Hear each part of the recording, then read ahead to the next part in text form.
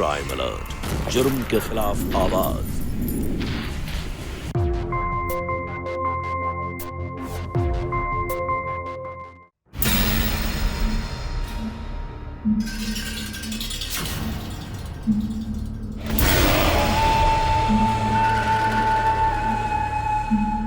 अरे कोई चाय तो लेके आओ हमारे लिए।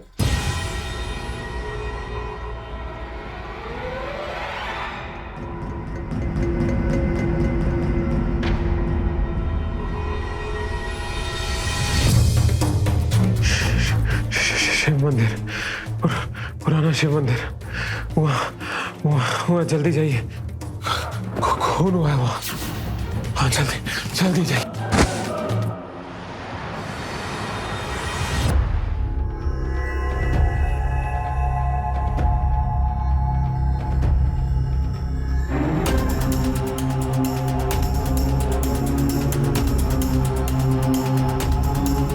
क्या लगता है तुम्हें मुनीर? मैडम जी मुझे तो लगता है कि ये लड़का लड़की का लफड़ा है। मुनीर, ये मुझे लड़की नहीं लग रही है। मैडम जी मुझे तो लगता है ये किन्नर है। एक बॉडी मिली है, पोस्टमार्टम के लिए भेजना है।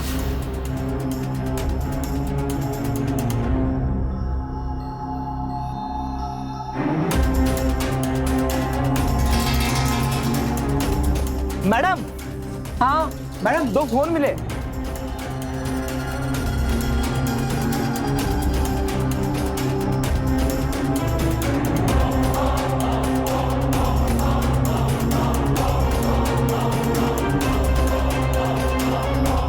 मुनीर, पता करो ये कौन है। जी मैडम, मैं अभी खुशबू को फोन करता हूँ। खुशबू? हाँ वो खुशबू ये किन्नर लोगों की लीडर है। अरे आप समझ नहीं रहे हो, ये पुलिस स्टेशन है, अंदर जाना मना है। मैम साहब नहीं है अंदर। जाने दे रे, जाने दे, पीछे हट जा। क्या हो रहा है ये सब?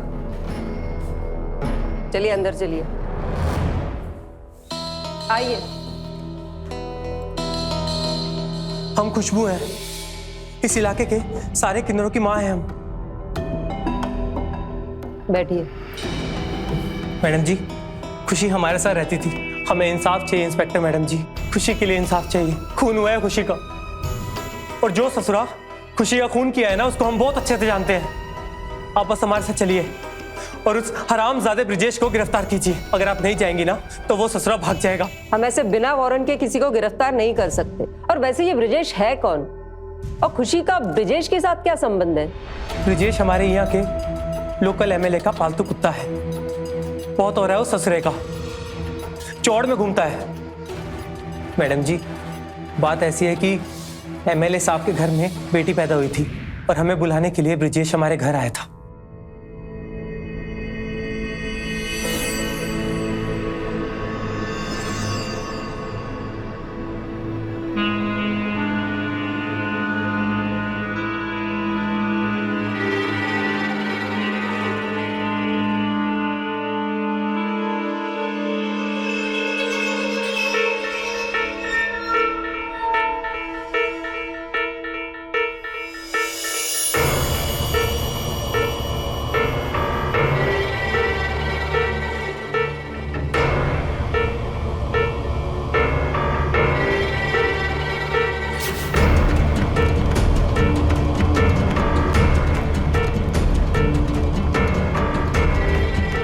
ब्रिजेश, ब्रिजेश, ये कर क्या रहे हो तुम? ब्रिजेश, छोड़ो।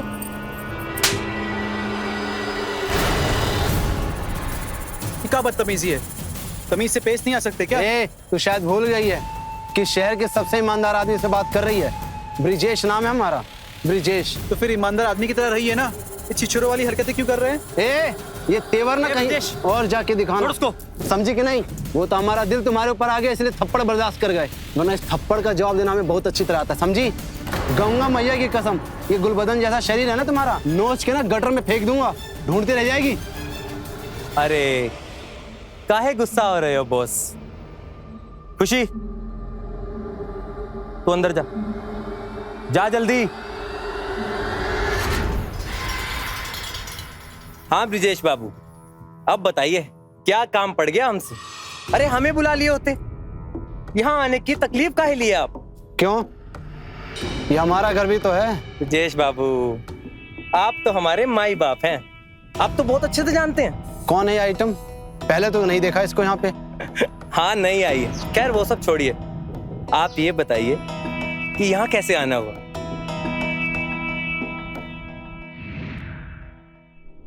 इस बात से ये कैसे साबित होता है कि ब्रिजेश ने उसका खून किया है?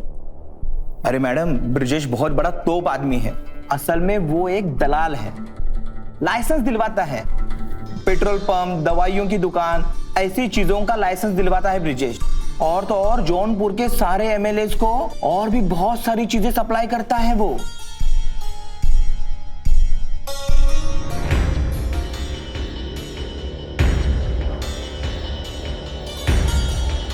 मैडम जी, उस दिन के बाद बड़े बड़े बहाने मारकर ब्रिजेश हमारे घर टपकने लगा।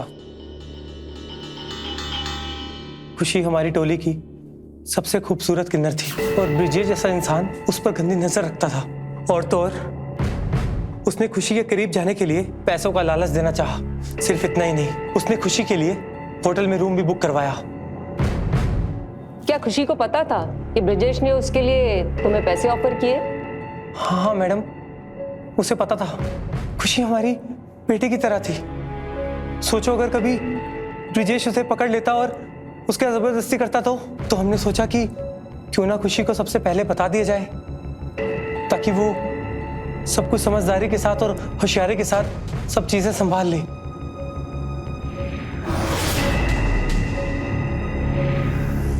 खुशी की मांग में सिंदूर था। जी मैडम, उसका एक आशिक था जिसके साथ वो शादी करना चाहती थी। कौन था ये? ये लीजिए, ये था वो। अरे मैडम, ये तो वही लड़का है जो सुबह थाने खबर देने आया था और खुद ब खुद बेहोश हो गया था। इसका मतलब खुशी को जिस बात का डर था वही हुआ। किस बात से? खुशी 4 दिन पहले आई थी हमारे पास अपनी शादी की खबर देने। दीदी हम शादी करने वाले हैं। हम यहाँ से कहीं दूर चले जाएंगे। हम बहुत खुश हैं दीदी, हम बहुत खुश हैं। दीदी हमें हमारे पैसे चाहिए। वो क्या है ना, हम शादी के बाद देवेन पर बोझ नहीं बनना चाहते। बोझ नहीं बनना चाहते? देख खुशी, हमारी बात कान खोलकर सुन ले। पहली बात तो ये कि तेरे पैसों की हमने एफडी बना ली है, और दूसरी बात, तू शादी तो यहीं करने वाली है ना, तो तुझे पैसों की क्या जरूरत है? लेकिन दीदी हम भागकर शादी करने वाले हैं। वो देवेन के घर पे हमारे रिश्ते को लेके बहुत चिक चल रहा है। उसके जीजा हमें शांति से जीने नहीं देंगे दीदी। अरे उसने तो धमकी दी है कि वो हमें मार डालेगा। आप समझ रही हो दीदी, इसीलिए हम भाग रहे हैं। हम भाग के कहीं दूर चले जाएंगे और वहीं कुछ छोटा मोटा काम कर लेंगे, पर उसके लिए पैसे तो लगेंगे ना दीदी। तो हम चाहते हैं प्लीज़ दीदी आप एफडी तोड़ दीजिए ना, क्योंकि हम चाहते हैं कि हम हमारे 12 लाख देवेन को दे दे हमारी तरफ से, क्योंकि हमारा भविष्य और बुढ़ापे का सहारा तो अब वही है ना। तो हम हमारे पैसे तो उन्हीं को देंगे ना। ये एफडी का चक्कर क्या है? मैडम जी, खुशी ना अच्छे खासे पैसे कमा लेती थी और वो सारे पैसे लाकर हमें देती थी। तो हमने सोचा कि 12 लाख बैंक में जमा करने से अच्छा है तो उसकी एफडी बना लें। तो हमने सारे पैसे एफडी में तब्दील कर दिए। ये देवेन के जीजाजी कौन है? प्रदीप जायसवाल। पकरी के पास उनकी दवाइयों की एक दुकान है और पंप हाउस के पास मकान। मुनीर जी मैडम। पता करो उस लड़के को होश आया कि नहीं। Yes madam.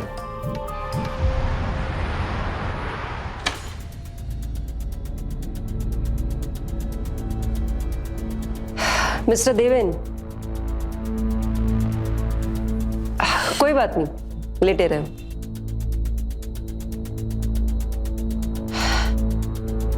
हम जो भी सवाल करेंगे उसका जवाब डिटेल्स में देना, सोच के देना और कुछ भी भूलना मत। जी खुशी और तुम्हारे बीच में क्या संबंध था? मैडम, खुशी हमारी जिंदगी है, मतलब थी। एक दिन हम पानी पूरी खाने गए थे तो वो भी हमारे पास आके खड़ी हो गई। भैया एक पानी पूरी देना। हमें देख रही थी और देखते देखते खुशी से हमारी तरफ इशारे कर रही थी।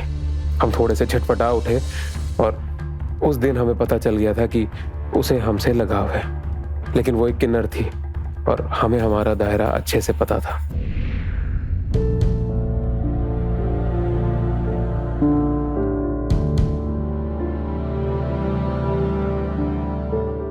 भैया एक पानी पूरी देना।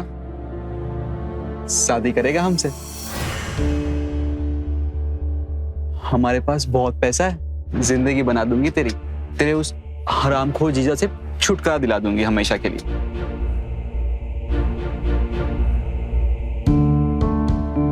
वैसे ये रंग कैसा लगा तुझे?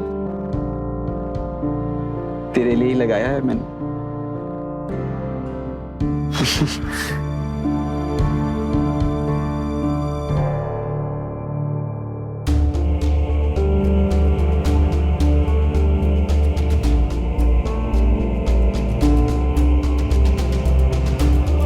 एक ही हफ्ता हुआ था और हमने तय किया था कि हम शादी करके ही शहर को छोड़कर कहीं दूर चले जाएंगे। वहां पर मिलकर अपना साथ में एक छोटा मोटा सा कोई बिजनेस शुरू कर लेंगे। खुशी के पास काफी सारे पैसे इकट्ठे हो गए थे, बल्कि उसके पास अपनी खुद की एक अपनी ही फिक्स डिपॉजिट भी जमा थी। तो हमने इसी हिसाब से प्लान किया था कि उस सारे पैसे को यूज करके इस शहर को छोड़कर कहीं पर बढ़िया सा सेटल हो जाएंगे और नई जिंदगी बसाएंगे, एक नया बिजनेस शुरू करेंगे। फिक्स डिपॉजिट खुशी ने किया था? जी।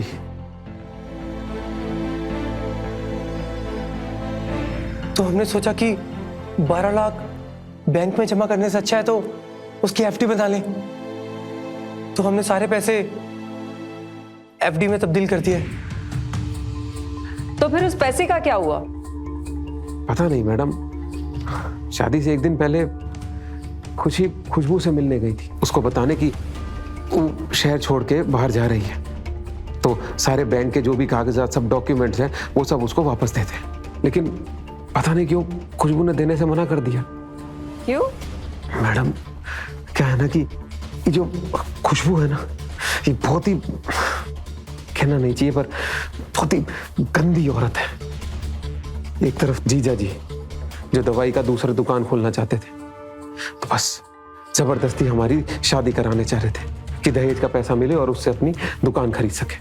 और दूसरी तरफ ये खुशबू जो पैसे के लिए खुशी को ब्रिजेश के पास भेज रही थी। लेकिन खुशबू के हिसाब से तो वो ब्रिजेश को गुनहगार मानती है। उसका कहना है कि ब्रिजेश ने खुशी को मारा है। पता नहीं मैडम कि खुशबू ने ऐसा क्यों कहा, बल्कि हमें लगता है कि जरूर खुशबू और ब्रिजेश के बीच कोई अनबन हो गई होगी, कोई तनाव होगा, क्योंकि ये दोनों तो बहुत अच्छे दोस्त हैं। हमने खुद कितनी बार खुशबू को ब्रिजेश के यहाँ देखा है।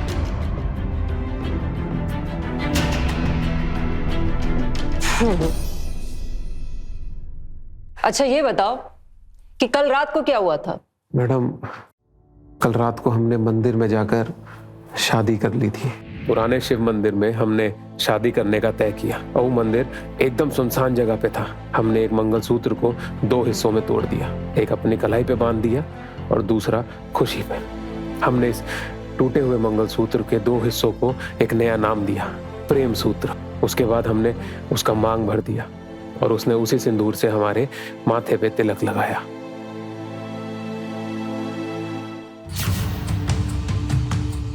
शादी कर रहा है और वो भी हिजड़े से। जीजा जी, जिंदगी बर्बाद करनी है, वो भी इस बेकार सी चीज के लिए। ज़बान संभाल के बात कीजिए जीजा जी। संभाल ही रहा हूं, तुझे भी और तेरी बहन को। भूल गया फुटपाथ से उठाकर लाया था। शादी में दहेज के नाम पर एक पैसा नहीं लिया और तेरी इन कारनामों की वजह से कहीं मुंह दिखाने के लायक नहीं बचा हूं मैं। क्या कुछ नहीं दिया तुझे? अरे बता मुझे। निकम्मा तू, काम नहीं करता तू, फिर भी तुझे नौकरी थी ताकि तू इज्जत की जिंदगी जी सके। और तू क्या कर रहा? ये किन्नर के साथ शादी कर रहा है? कौन सी इज्जत की जिंदगी दी है आप हमें? हाँ, कौन सी इज्जत की जिंदगी की बात कर रहे हैं? बात बात पे ताने मारते रहते हैं हम। कौन सी नौकरी की बात कर रहे हैं? वो फ्री वाली, हाँ, जिसकी आप हमें तनख्वाह तक नहीं देते। अरे जीजा जी, आपको तो नौकर चाहिए था, नौकर, इसलिए आपने हमें अपनी दुकान पे रखा हुआ है, मुफ्ती वाला। कोई इज्जत की जिंदगी नहीं दी आपसे हमें। इज्जत की जिंदगी हमें खुशी देगी। बहुत पैसा है इसके पास, ताकि हम दोनों नए तरीके से एक नई जिंदगी शुरुआत कर सके, नया बिजनेस खोल सके। अरे कौन सा बिजनेस करेगा?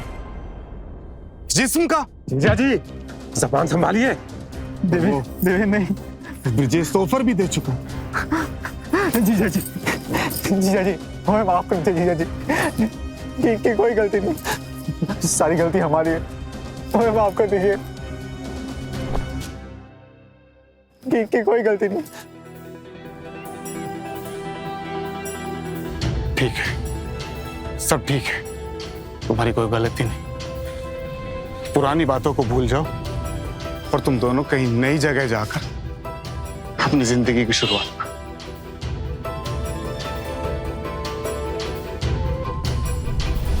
थैंक यू जीजा जी।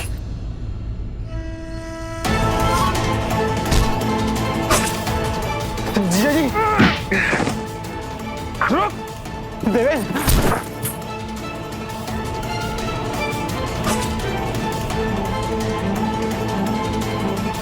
जीजा जी,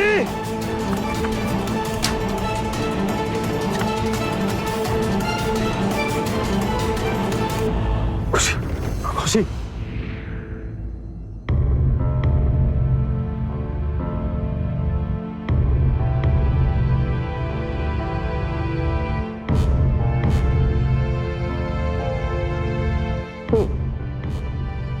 थैंक यू। जो दूसरा आदमी था वो कौन था? मैडम, वो ब्रिजेश का ही आदमी था। तुम्हें कैसे पता कि वो ब्रिजेश का आदमी था? वो क्या ना मैडम कि वो आदमी ब्रिजेश के साथ हमारी दुकान में आया था एक दिन, इसीलिए हमें याद है। अच्छा, मान लिया कि खुशी के मौत से तुम्हारे जीजा जी को फायदा होने वाला था, पर एक बात समझ में नहीं आ रही है कि खुशबू और ब्रिजेश को कौन सा फायदा होने वाला था? मैडम, ब्रिजेश को चाहिए था बदला, और वो खुशबू उसको फिक्स डिपॉजिट के पैसे। क्योंकि क्या है ना कि खुशी ने अपनी एफडी की नॉमिनी खुशबू को ही बना रखा था। तुम्हारी बहन को पता है इसके बारे में? नहीं मैडम। ठीक है, just take care of yourself. चलो।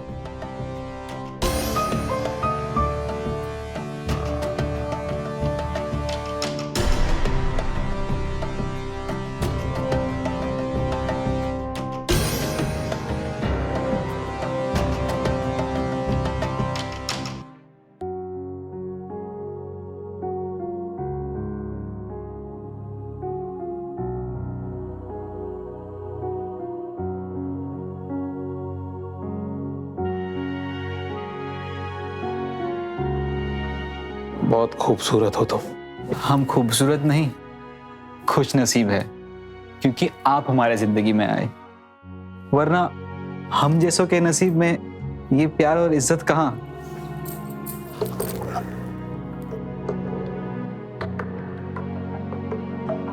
ऐसा नहीं बोलते।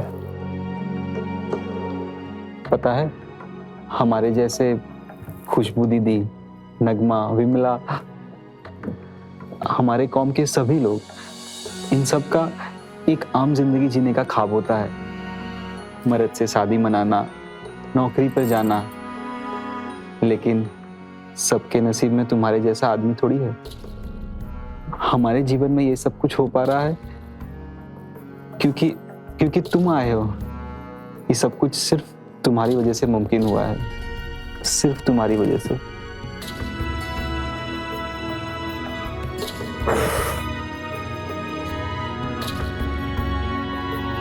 कितनी खूबसूरत है तुम्हारी ये हंसी। हम जिंदगी भर तुम्हें यूं ही खुश देखना चाहते हैं। शायद इसी को तो प्यार कहते हैं ना।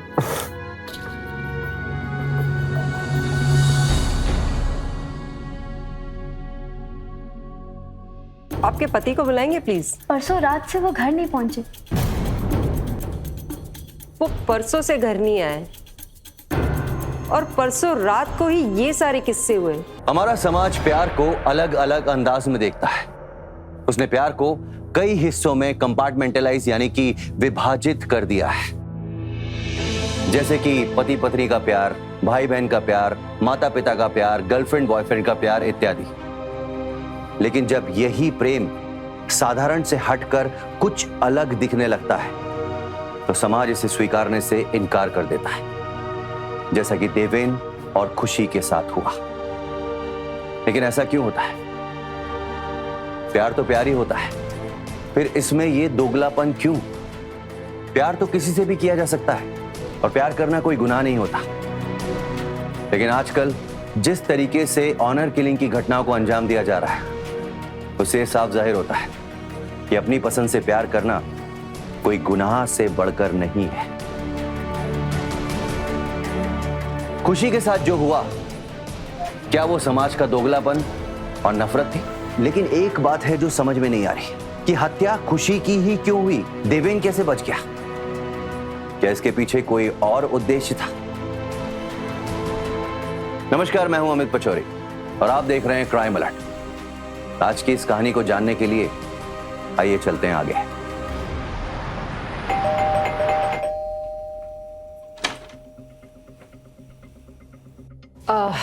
देवेंद्र का घर यही है? वो हमारा भाई है। जी, वो हॉस्पिटल में है, जख्मी हालत में। क्या मतलब? मतलब उन पे किसी ने हमला किया है और इसकी मंगेतर या पत्नी, उनको किसी ने मार डाला।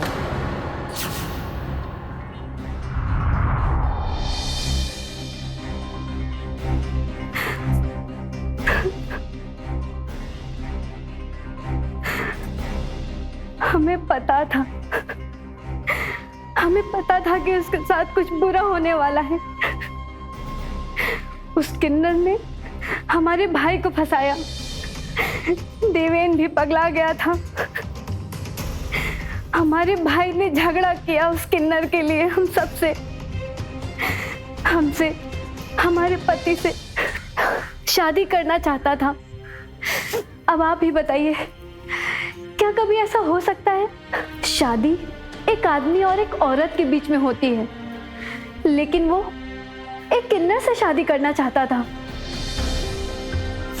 हमारे पति ने समझाया था उसे कि इसका अंजाम बुरा होगा, पर वो हमारे पति से लड़ झगड़ के गाली गलौज करके घर से चला गया। आपके पति को बुलाएंगे प्लीज। वो घर पर नहीं है। आपको पता है कि वो कहाँ पे? नहीं। वो घर से कब निकले थे? परसों रात से वो घर नहीं पहुंचे। वो परसों से घर नहीं आए और परसों रात को ही ये सारे किस्से हुए। आपको क्या लगता है कि ये संयोग है? पहली बात तो ये कि काम के सिलसिले से हमारे पति बाहर रहने लगे ज्यादातर टाइम। दूसरी बात ये कि देवेन से आजकल हमारे पति का बहस बहुत होने लगा था। इसका मतलब ये नहीं है कि उस किन्नर को उन्होंने मारने की कोशिश की। देवेन जैसे निकम्मे को हमारे पति ने अपने दुकान पर नौकरी दिया था, जिस बात का वो फायदा हर बार उठाता था। उस किन्नर से मिलने के बाद तो वो दुकान ही जाना बंद कर दिया, लेकिन हाँ, जब भी पैसे लेने होते थे वो जरूर हाजिर हो जाता था। फिर भी प्रदीप यानी हमारे पति ने कभी भी उसे नौकरी से नहीं निकाला। हाँ, कभी कभी गुस्से में वो कड़वी बातें बोल देते थे, लेकिन वो तो होना ही था। अब आप ही बताइए, क्या कोई ऐसे रिश्ते को मंजूर करेगा? आपके पति ब्रिजेश को जानते हैं? जी, वो ब्रिजेश के साथ मिलकर पेट्रोल पंप खोल रहे हैं।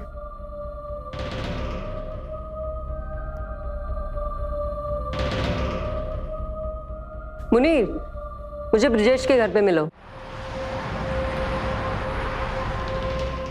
ब्रिजेश बाबू का है? अंदर। अरे मैडम। अरे वाह, अरे वाह खुशबू, तुम यहाँ? लेकिन कल तक तो तुम इन्हीं के बारे में। नहीं मैडम, हमारा मतलब है आज वो हफ्ते का दिन है ना। मतलब मैडम हमने इसको बुलाया था यहाँ पे, वो क्या है ना कि प्यार से समझाने के लिए हमारे खिलाफ FIR दर्ज करवाई थी। अच्छा, तो समझाने के लिए पैसे भी दिए जाते हैं क्या? नहीं नहीं, समझाने के बाद हम पैसे दिए हैं इसको। अब का है कि खुशी के मौत का ना हमको भी बहुत दुख हुआ, लेकिन देवेन बच गया, इस बात की हमें खुशी है। अब खुशी के मौत के बाद उसके क्रियाक्रम में भी तो पैसा लगेगा, बस उसी के लिए इसको पैसा दे रहे थे। और आप मैडम कैसी ऑफिसर हैं? आपको क्या लगता है ये सब हम किए हैं? अरे मैडम हमने कुछ नहीं किया है। वैसे भी म्युनिसिपल इलेक्शन में हम खड़े हुए हैं, अब काहे खामा इन सब लफड़ों में हम घुसेंगे? आपका सारा शक ना बेबुनियाद है। मुझे क्या लगता है और क्या नहीं ये मैं तुम दोनों को थाने में चल के बताऊंगी। चलो दोनों थाने। हम फिर से पूछ रहे हैं कि प्रदीप के साथ जो तुम्हारा धंधा था उसी ने तुमको खुशी को मारने की सुपारी दी थी ना? और वारदात के दिन तुम्हारा ही बंदा प्रदीप के साथ गया था ना खुशी को मारने के लिए? कौन सा बंदा? हमारा कोई आदमी प्रदीप के साथ नहीं गया था। और ये सब आपको कौन बता रहा है? देखिए मैडम, अगर हमको खुशी चाहिए ना तो हम खुशी को उठवा लेते। हम ऐसे आदमी नहीं हैं, हम ऐसे लगते हैं पर हम गुंडा नहीं है। देखिए मैडम, हमको खून उनके चक्कर में नहीं पड़ना है। इलेक्शन सर पे है, 36 काम है हमारे पास। हमने आपको कितनी बार बताया मैडम जी कि वो फिक्स डिपॉजिट हमने ही करवाया था, और उसकी मैच्योरिटी पूरे होने में अभी 3 साल है। हमने जो कुछ भी किया है खुशी की भलाई के लिए तो किया है।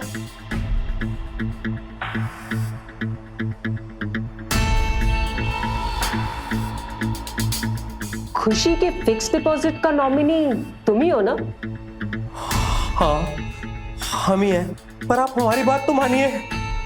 आपको कोनो गलतफहमी हुआ है मैडम जी।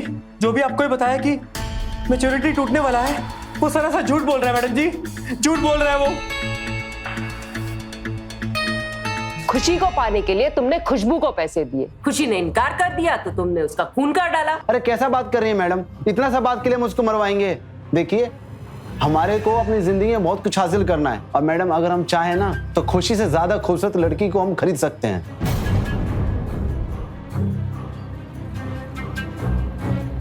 तुमने ब्रिजेश से खुशी के लिए पैसे काहे लिए? नहीं, ब्रिजेश जी ने सिर्फ एक प्रस्ताव रखा था। हमने उनसे बोला था कि हम खुशी से बात करेंगे फिर आपको बताएंगे। खुशी हमारी बेटी की तरह थी मैडम जी, बेटी की तरह थी वो। हम उसके साथ कैसा कर सकते हैं ऐसे? और खुशी ने तुम्हारी बात नहीं मानी, इसलिए तुमने खुशी का खून कर दिया ताकि फिक्स डिपॉजिट के पैसे भी तुम्हें मिले। और ब्रिजेश के पैसे भी तुम्हारे पास ही है ना? नहीं, ये सब झूठ है।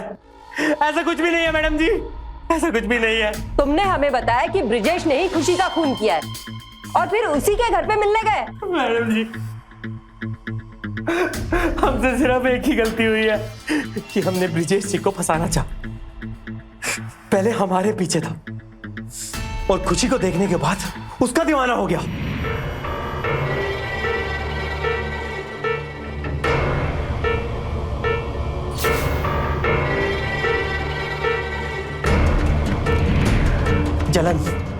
जलन होती थी हमें उससे, जलन।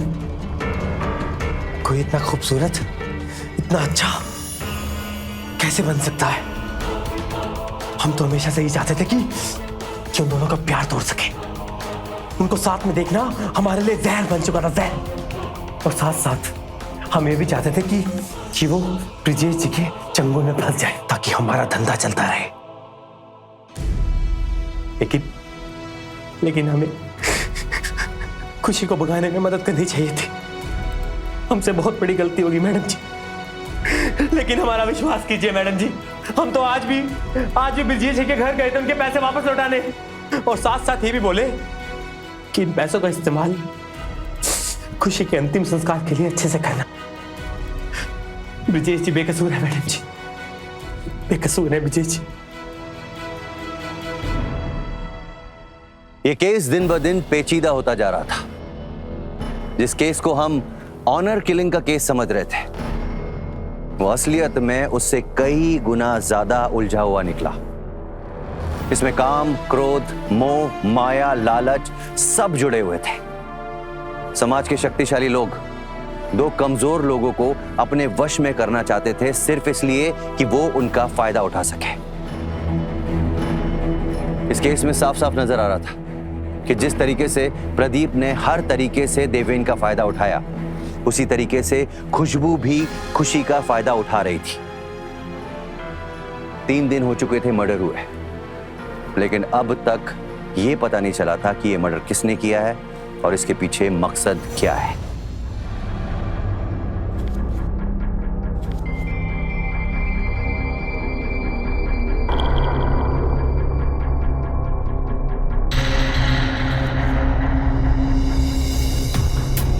मर्डर के दिन खुशी को सिर्फ देवेन ने फोन किया था, लेकिन देवेन ने 2 फोन कॉल्स किए थे, वो भी मर्डर होने से 3 घंटे पहले। मैडम, क्राइम सीन से ये मिला है।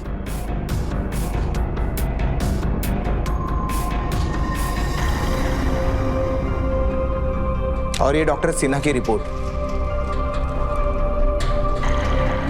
और ये खुशी की चप्पल।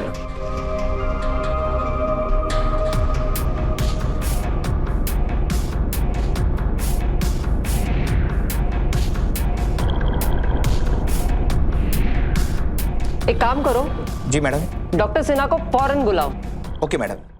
ये शिव मंदिर में जहाँ पे खुशी की बॉडी मिली थी, उसके कुछ आगे सीमेंट का गोडाउन है ना? हाँ मैडम, लेकिन वो बहुत टाइम से बंद पड़ी है। तुम सीमेंट के गोडाउन में जाओ और वहां देखो कि क्या है, और मैं खूनी को पकड़ने जा रही हूँ। डॉक्टर सिन्हा, आपके रिपोर्ट्स के मुताबिक खुशी के बालों में सीमेंट के ट्रेसेस थे, इसका क्या मतलब है? मतलब क्राइम सीन पे कहीं ना कहीं सीमेंट रखा हुआ था जो उसके चप्पल पे लगा था, और उसके सर के बालों में खून से चिपका हुआ था। पर क्राइम तो खुली जगह पे हुआ था, वहां सीमेंट का कोई नामो निशान नहीं था। Are you sure? Crime scene पे कहीं सीमेंट का बैग या सीमेंट नहीं था?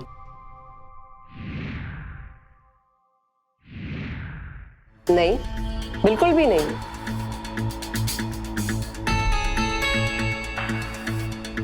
ओह माय गॉड, मैं ये कैसे भूल गई? क्या हुआ मैडम? ये शिव मंदिर में जहाँ पे खुशी की बॉडी मिली थी, उसके कुछ आगे सीमेंट का गोडाउन है ना? हाँ मैडम, लेकिन वो बहुत टाइम से बंद पड़ी है।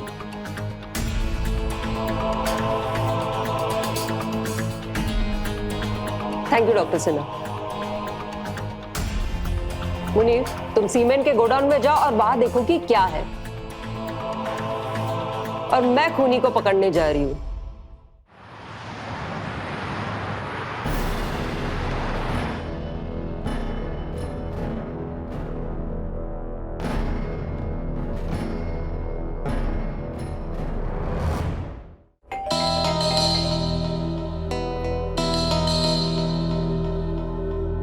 कहाँ है तुम्हारा भाई?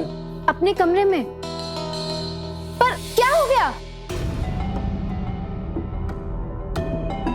कहाँ जाने की तैयारी में भाई साहब? बस मैडम, अब खुशी के बिना यहाँ रहने को मन नहीं करता, इसलिए मैं जा रहा हूँ। आपको यहाँ इसीलिए नहीं रहना है क्योंकि खुशी के कातिल कोई और नहीं बल्कि आप खुद हो।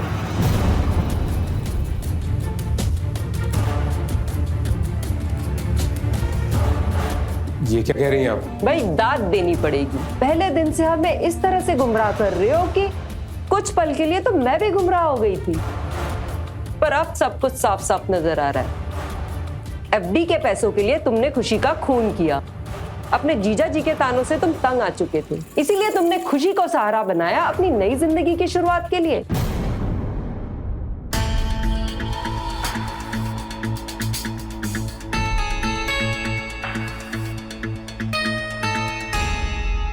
₹12 लाख बहुत बड़ी रकम होती है, और जब तुम्हें यह पता चला कि खुशी के 12 लाख रुपए खुशबू के पास है और वो तुम्हें नहीं मिल सकते, तो तुम्हें खुशी की अब कोई जरूरत नहीं रही। इसीलिए तुमने खुशी का खून किया और हमें एक अजीबोगरीब कहानी सुनाकर यहाँ से भाग रहे थे। वाह! नहीं मैडम, आप सबको कुछ गलतफहमी।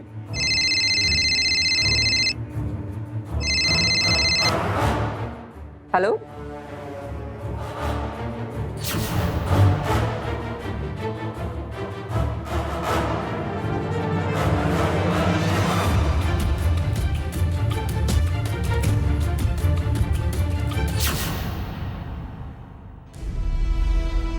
मिस्टर देवेन शर्मा, मैं आपको खुशी और प्रदीप जायसवाल के खून के इल्जाम में गिरफ्तार करती हूँ।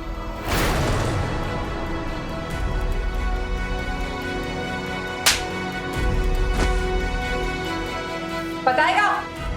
सच बताएगा?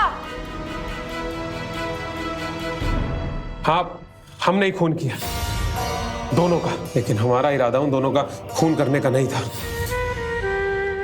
हम मानते हैं कि जीजा जी का खून करने के बारे में हमारे दिल में बहुत बार ख्याल आया था कि उन्हें मार देते हैं, लेकिन हमने कभी असलियत में उन्हें मारने का नहीं सोचा था।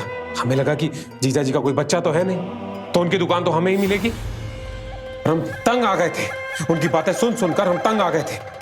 हमारे पास और कोई रास्ता नहीं बचा था, इसलिए हमने उस घर को छोड़ा, और उस घर को छोड़ने के लिए खुशी हमारा जरिया बनी।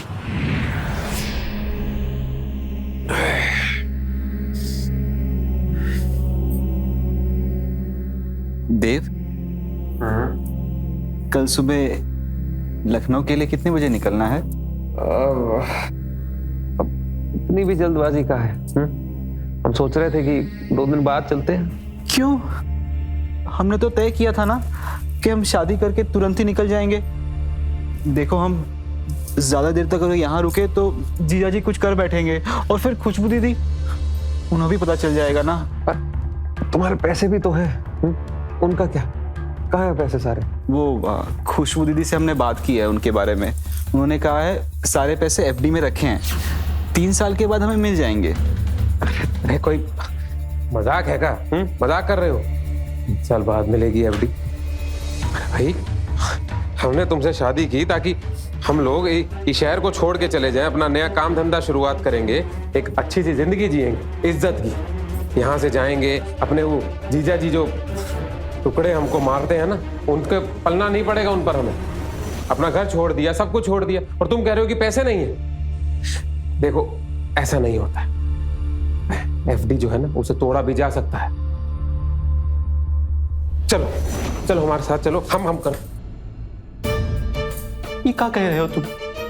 तुमने हमसे शादी पैसों और बिजनेस करने के लिए की है, प्यार नहीं करते हमसे? अरे अरे हाँ? ऐसा कुछ नहीं, प्यार नहीं होता तो घर थोड़ी ना छोड़ते।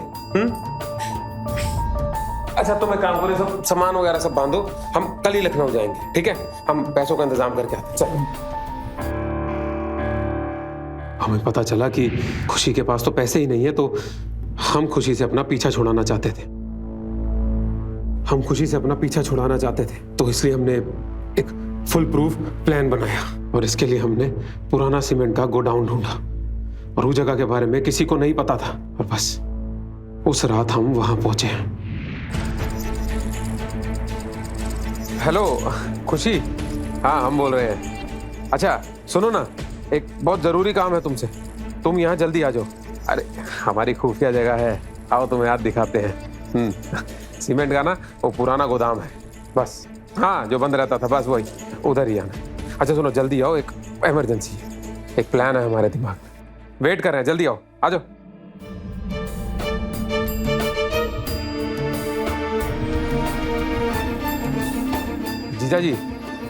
जीजा जी हमें अपनी गलती का एहसास हो गया। हम वही कह रहे थे कि हम खुशी को छोड़ने के लिए तैयार हैं। आप जहां चाहते हैं उस जगह पे हम शादी करा दीजिए हमारी, हम कुछ नहीं कहेंगे, चुपचाप शादी कर लेंगे जी। अरे गधे बन गए थे जीजा जी, हम पागल हो गए थे, पगला गए थे, बल्कि किन्नर भी कभी किसी के जीवन साथी बन सकी है का? अच्छा सुनिए ना, आपसे ढेर सारी बातें करनी है, आप जल्दी आ जाइए, आप यहाँ आ जाइए, हम यहाँ हैं, वो दुकान के बगल में जो वो है ना पुराना सीमेंट का गोदाम, बस बस बस उधर ही बैठे हम, आपका वेट कर रहे हैं। नहीं ना, अरे घर पे नहीं हो सकती इतनी बातें, आप एक काम करिए, वही पुराने वाला अपना माहौल जमाते हैं। देखिए जल्दी आइएगा, रुके हुए हम। हाँ ठीक है, ठीक है।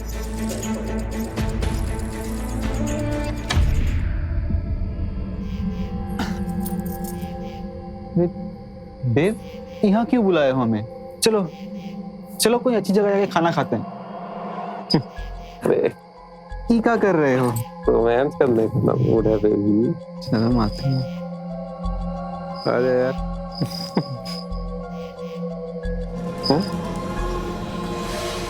क्या हो रहा है? बेशर्म, यही बेशर्मी दिखाने के लिए बुलाया मुझे यहाँ?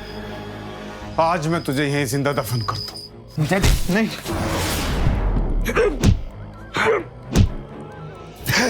छोड़ दो इन्हें, वरना हम आपको मार देंगे। हमारे प्लान के मुताबिक सब कुछ सही चल रहा था, जीजा जी का नाखूनों का निशान खुशी के गाल, गले, कंधे सब पर बढ़ते गए।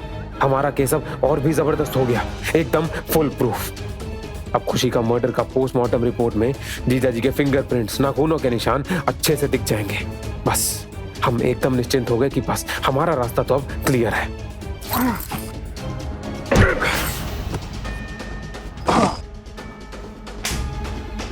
ये क्या किया तुमने?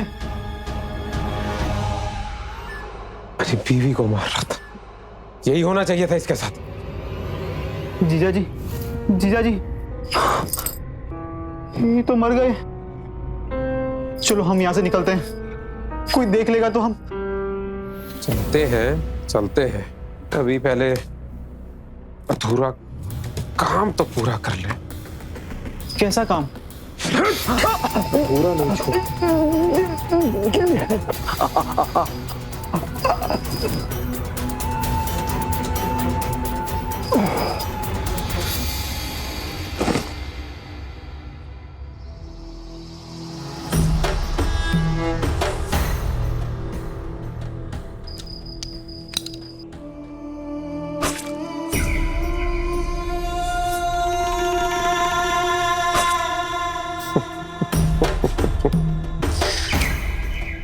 इसे कहते हैं एक तीर से दो निशान। खुशी को मार के जीजा जी हो जाएंगे गुनहगार साबित। जीजा जी के बाद दुकान हुई हमारी और बस अब बना ये एक फुल प्रूफ प्लान।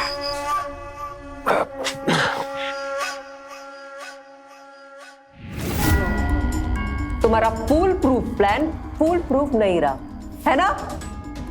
इतना याद रखना कि कोई भी मर्डर फुल प्रूफ नहीं होता। खूनी कोई ना कोई सुराग जरूर छोड़ देता है। मुनीर जी मैडम। केस थोपो इस पे। Yes madam.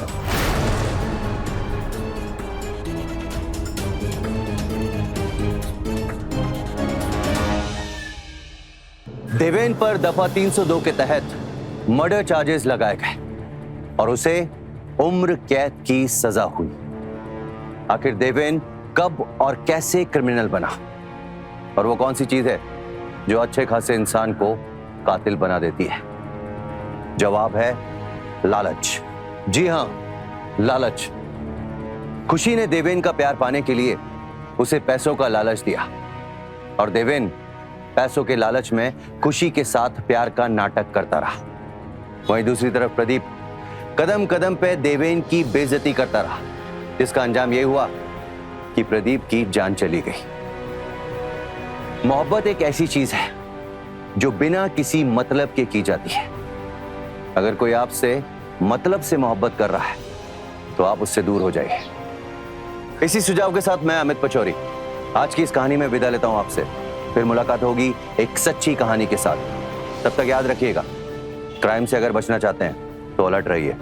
क्राइम अलर्ट, जुर्म के खिलाफ आवाज।